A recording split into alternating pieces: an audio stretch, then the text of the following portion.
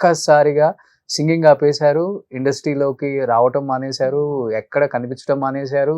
కంప్లీట్‌గా ఒక హౌస్ వైఫ్‌గా, ఒక అమ్మగా, ఒక కోడలుగా అలా ఇంట్లో ఉండిపోయారు 4 గోడల మధ్య.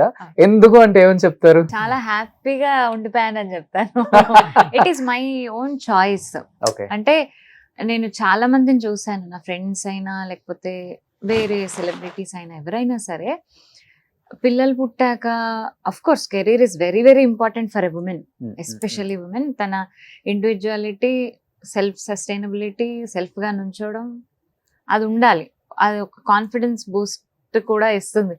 బట్ నా మటుకు నాకు వాళ్ళు ఎంత బాధపడ్డారు పిల్లలతో లేకుండా, వాళ్ళ చైల్డ్హుడ్ అంతా ఎంత మిస్ అయిపోయింది అది నేను చూశాను. అండ్ పర్సనల్ గా I had a very great childhood. చాలా ఆనందంగా పెరిగాం మేము, ఆడుతూ పాడుతూ మంచిగా పెరిగాం మేము. అలాంటి చైల్డ్హుడ్ మా అమ్మాయికి ఇద్దామని మేము అనుకున్నాము. సో రఘు ఎలాగో సంపాదించాలి కాబట్టి వాళ్ళు చూసుకోవాలి కాబట్టి నేను హ్యాపీగా మా అమ్మాయితో ఉన్నానండి. ఇప్పుడు 5 ఏళ్ల తర్వాత మళ్ళీ వచ్చి పాడుతున్నా నేను. అంతేనా?